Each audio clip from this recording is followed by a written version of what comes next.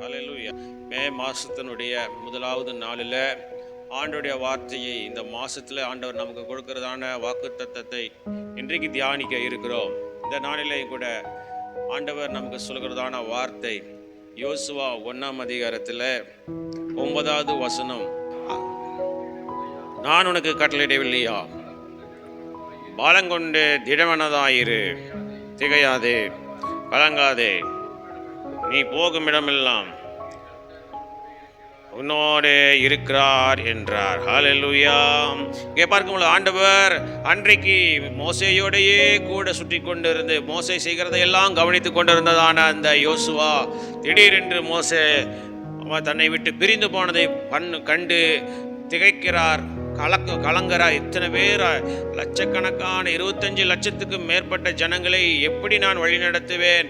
இப்படி திடீரென்று போய்விட்டாரே, ஆண்டவரே எடுத்துக்கொண்டாரே, ஏசப்பா என்ன செய் ஆண்டவரே, நான் என்ன செய்வேன் என்று கூட மனதுக்குள்ள அங்கலாய்த்து கொண்டிருந்தார், திகைத்து கொண்டிருந்தார். ஆண்டவர் சொன்னார். உடனே அந்த யோசுவாவை ஆண்டவர் பார்த்து, ஏப்பா நீ பயப்படுற? ஏன் நான் சொல்லலையா உனக்கு? ஏற்கனவே சொல்லல, நான் மோசையோடு இருந்தது போல நான் உன்னோடும் இருப்பேன் என்று சொன்னேன் அல்லவா? ஏன் நீ மறந்து போனா என்று நினைவு கூறுகிறார். அதுக்கு தான் 9ஆம் வசனத்தை பார்க்கிறோம். நான் உனக்கு கட்டளையிடவில்லையா? பலங்கொண்டு திடமனதாயிரு, திகையாதே, கலங்காதே, நீ போகும் இடமெல்லாம் உன் தேவனாகிய கர்த்தர் உன்னோடே இருக்கிறார் என்றார். ஹல்லேலூயா. இந்த நாளிலையும் கூட நம்முடைய தேவனாகிய கர்த்தர் மோசேயோடு இருந்தது போல யோசுவாவோடு இருப்பேன் என்று கட்டளையிட்டார். கூட இன்னொரு மொழிபெயர்ப்பில் நாம் பார்க்கும்போது கூட இங்கே பார்க்கும் பொழுது, நீ உறுதியும் தைரியமும் உடையவனாக இருக்க வேண்டும் என கட்டளையிட்டதை நீ நினைவில் வைத்துக்கொள். எனவே பயப்படாதே, நீ போகும் இடங்களில் எல்லாம் தேவனாகிய கர்த்தர் உன்னோடே இருப்பார் என்றார். இன்னொரு மொழிபெயர்ப்பில் பார்க்கும் பொழுது, நான் உனக்கு கட்டளையிடவில்லையா? வீறுகொள், துணிந்தனில், அஞ்சாதே, கவலைப்படாதே, ஏனெனில் உன் கடவுளும் ஆண்டவருமான நான் நீ செல்லும் இடம் எல்லாம் உன்னோடு இருப்பேன் என்று மொழிபெயர்ப்பில் சொல்லப்பட்டிருக்கிறது. ஹல்லேலூயா.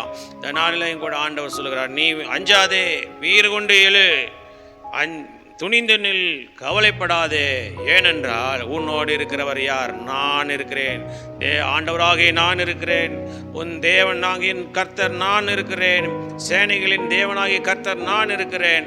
எந்த சூழ்நிலையிலும் நீ போகும் இடம் எந்த இடமாக இருந்தாலும் அந்த இடத்துல நான் உன்னோடு கூட இருந்து உன்னோடு இருப்பேன் என்று சொல்கிறார். ஆண்டவர் நம்மோடு கூட இருக்கும்போது ஆண்டவர் சொல்லுகிறார், அவர் சொல்கிறார், நான் உனக்கு முன்னே போய் கோணலானவைகளை செவையாக்குவேன் என்று சொல்கிறார்.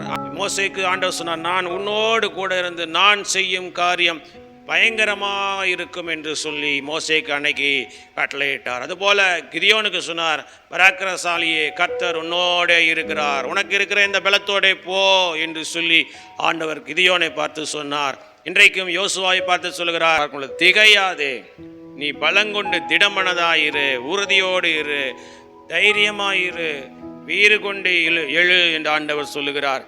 திகையாதே, எதை கண்டும் பயப்படாதே, கலங்காதே, சூழ்நிலை கண்டு கலங்காதே, நீ போகும் இடமெல்லாம் உன் தேவனாகிய கர்த்தர் உன்னோடு இருக்கிறார். ஆகவே நீங்கள் பயப்படாதீங்க, ஆண்டவர் நம்மோடு இருக்கிறார். நான் ஆண்டவர் சொல்கிற வார்த்தையை விசுவாசிப்போம்.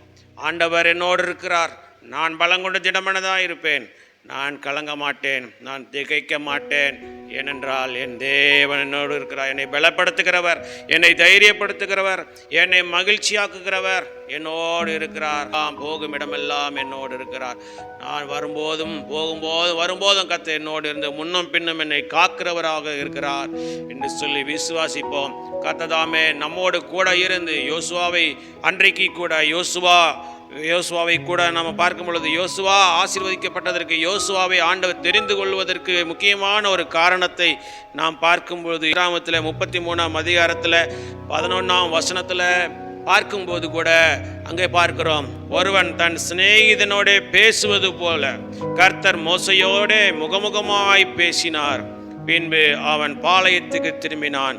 நூனின் குமாரனாகிய யோசுவா என்னும் அவனுடைய பணிவிடைக்காரனாகிய வாலிபன் ஆசரிப்பு கூடாரத்தை விட்டு பிரியாதிருந்தான். ஹல்லேலூயா.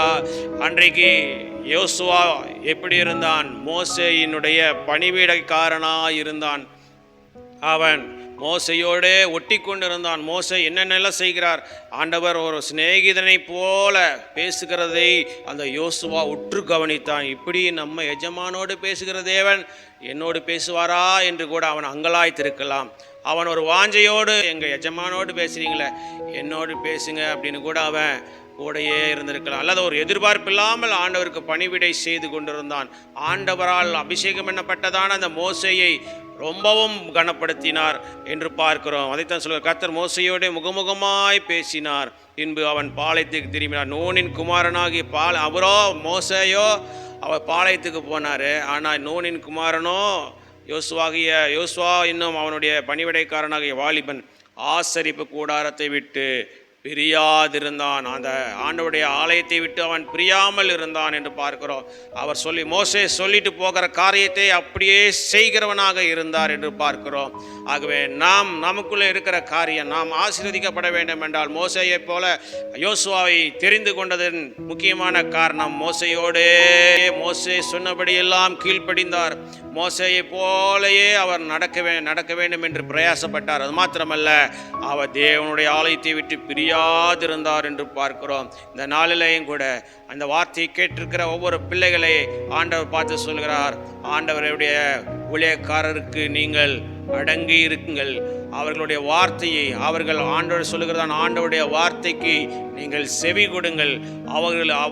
ஆண்டவருடைய ஊழியக்காரருக்கு நீங்கள் கீழ்ப்படிந்து ஆண்டவருடைய ஆலயத்தை நீங்கள் மறக்காமல் ஆண்டவரை ஆராதிக்கிற பிள்ளைகளாக, ஆண்டவருடைய ஆலயத்தில் நாட்டப்பட்ட பிள்ளைகளாக இருக்கும்போது எப்படி பணிவிடைக்காரனாய் இருந்ததான யோசுவாவை ஆண்டவர் தெரிந்து கொண்டு, இவன்தான் இந்த என் ஜனங்களை வழிநடத்தக்கூடிய முக்கியமான நபர், இவனால்தான் இந்த ஜனங்களை வழிநடத்த முடியும். ஏனென்றால் இவன் மோசையோடே கூட இருந்தவன், மோசே செய்த எல்லா காரியத்தையும் உற்று நோக்கி கொண்டிருந்தவன், இவன்தான் கரெக்டான ஆள் என்று சொல்லி அவனை ஆண்டவர் மோசேக்கு அடுத்த 4ஆம் அதிகாரத்தில் 14ஆம் வசனத்தை படிக்கும்போது அங்கே பணிவிடைக்காரனாக இருந்தார்.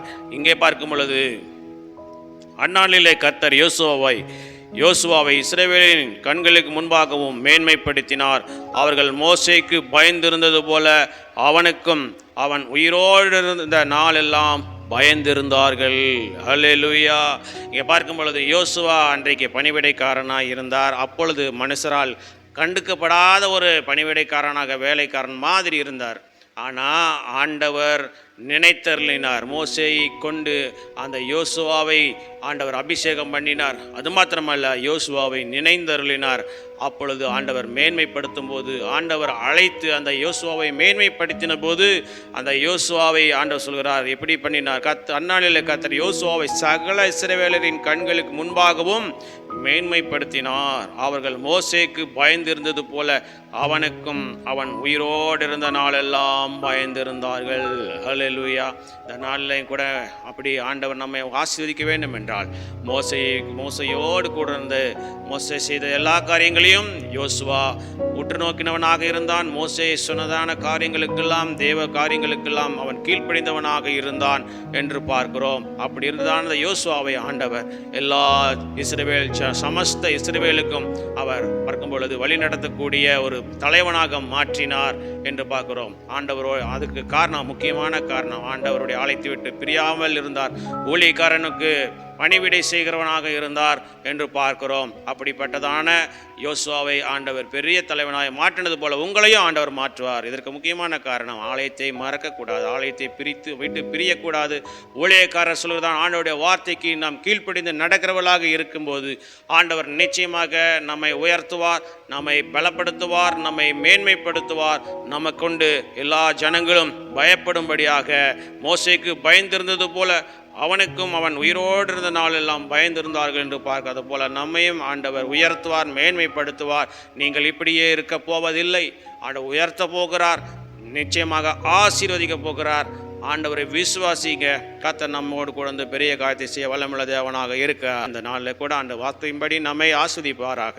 நாம் பிரார்த்தனை செய்வோம். எங்கள் அன்பை நேசிக்கிறதான பரலோகத்தின் தந்தையே, ஆசீர்வதிக்கப்பட்டதான இந்த நாளிலேயும் நீர் கொடுத்த இந்த வாக்குத்தத்தத்திற்காக நன்றி செலுத்துகிறோம் ராஜா. இந்த மாசத்துல கூட நீர் யோசுவாவை பார்த்து சொன்னது போல பலங்கொண்டு திடமனதாயிரு, திகையாதே, கலங்காதே, நீ போகும் இடமெல்லாம் தேவனாகிய கர்த்தர் உன்னோடே இருக்கிறார் என்றார் என்ற வார்த்தையின்படி ஆண்டவரே, நீர் ஆண்டவரை யோசுவா கலங்கி தவித்த நாட்களில் மோசேயை என்னுடைய எஜமான் என்னை விட்டு போய்விட்டாரே, நான் என்ன செய்வேன் என்று கலங்கி போற ஆண்டவரே, கலங்கி கொண்டு திகைத்து கொண்டு இருந்த சமயத்தில் பலனெல்லாம் மனதுக்குள்ளே பயப்பட்டு கொண்டிருந்த சமயத்தில் நீர் அவருக்கு முன்பாக தரிசனமாகி, ஏன் யோசுவாவே நீ பயப்படுகிறாய், நான் உனக்கு கட்டளையிடவில்லையா, பலங்கொண்டு திடமனதாயிரு, திகையாதே, கலங்காதே, நீ போகும் இடமெல்லாம் உன் தேவனாகிய கர்த்தர் உன்னோடே இருக்கிறார் என்று சொல்லி அவரை தைரியப்படுத்தி, அதற்கு அப்புறம் அவர் ஒன்றும் பயப்படவில்லை, திகைக்கவில்லை, கலங்கவில்லை என்று பார்க்கிறோம் ராஜா.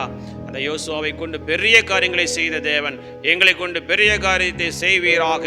நாங்கள் போகிற இடங்களெல்லாம் எங்களோடு வந்து எங்களை மேன்மைப்படுத்துங்க, எங்களை ஆசீர்வதிங்க, எங்கள் காரியத்தை வாய்க்க பண்ணுவீராக. இந்த மாதம் முழுவதும் ஒவ்வொரு பிள்ளைகளுடைய வாழ்க்கையில் படிக்கிற பிள்ளைகள், வேலை செய்கிற பிள்ளைகள், ஊழியர் செய்கிற பிள்ளைகள், ஆண்டவரே ஒவ்வொரு வயதுக்கு தகுந்தாற்போல் இருக்கிற ஒவ்வொரு பிள்ளைகளுடைய வாழ்க்கையில் ஒரு அற்புதத்தை செய்வீராக. நீரே இந்த மாசத்தை எங்களுக்கு ஆசீர்வாதத்திலிருந்து வழிநடத்துங்க ஆண்டவரே. வெயிலின் உக்கரத்தை தனித்து ஆண்டவரே கூலிங்கான கிளைமேட்டை கட்டளையிடுவீராக ராஜா. இயற்கை நாச மோசங்கள், பலவீனங்கள், எந்த நோயின் கிருமிகள் அணுகக்கூடாது ராஜா. ஒவ்வொரு பிள்ளைகளையும் உடைய நாமத்தினாலே ஆசீர்வதிக்கிறேன் ராஜா. பிதா குமாரன் பரிசுத்த ஆவியின் நாமத்தினாலே பிள்ளைகளை ஆசீர்வதிக்கிறோம். நீரே பிள்ளைகளே ஆண்டவர் வழி நடத்துங்க, காத்து கொண்டு நாமத்தை மயம்படுத்துங்க. துதிகன மகிமையாகவும் செலுத்துகிறோம். எல்லாவற்றையுமே இயேசு கிறிஸ்துவின் நாமத்தின் மூலமாக கேட்டுக்கொள்கிறோம் எங்கள் ஜீவனுள்ள நல்ல பிதாவே. ஆமேன், ஆமேன், ஆமேன். கர்த்ததாமே இந்த நாளிலையும் கூட ஆண்டவருடைய வாக்கு தத்தத்தின்படி இந்த மாதம் முழுவதும் நம்மை ஆசீர்வதித்து நம்மை வழி நடத்துவாராக. ஆமேன், ஆமேன். ஹல்லேலூயா. கிறிஸ்துவுக்குள் பிரியமான சகோதர சகோதரிகளே, கடந்த மாதத்தில் கூட அடியனுடைய தகப்பனார் திடீரென்று கர்த்தருக்குள் நித்திரை அடைந்தார்கள். அதன் நிமித்தமாக பல நாட்களாக ஆண்டவருடைய வார்த்தையை பகிர்ந்து கொள்ள முடியாத சூழ்நிலையில் இருந்தேன். ஆனால் கர்த்தர் ஆண்டவர் எங்களை தைரியப்படுத்தி மீண்டும் ஆண்டவருடைய ஊழியத்தை செய்யும்படியாக ஆண்டவர் எங்களை உற்சாகப்படுத்தி இருக்கிறார். எங்களுக்காக நீங்கள் ஜெபித்துக் கொள்ளுங்கள். தொடர்ந்து ஆண்டவருடைய ஊழியத்தை நாங்கள் செய்யும்படியாக, கர்த்தர் வழிநடத்தும்படியாக, அபிஷேகிக்கும்படியாக, வல்லமையால் நிரப்பும்படியாக, எலியாவின் மேலிருந்த அபிஷேகம் எலிசாவின் மேல் இரத்தனையாய் இறங்கினது போல அடியன் மூலமாக எங்களுடைய குடும்பத்தின் மூலமாக, சகோதரன் மூலமாக வெளிப்படும்படியாக நீங்கள் ஜெபித்துக் கொள்ளுங்கள். ஊழியத்துக்கு விரோதமாக எழும்புகிறதான எல்லா விதமான பிசாசின் கட்டுகள், பலவீனங்கள் மாறும்படியாக எங்களுக்காக நீங்கள் ஜெபித்துக் கொள்ளுங்கள். கர்த்தர் தாமே உங்களை ஆசீர்வதிப்பாராக.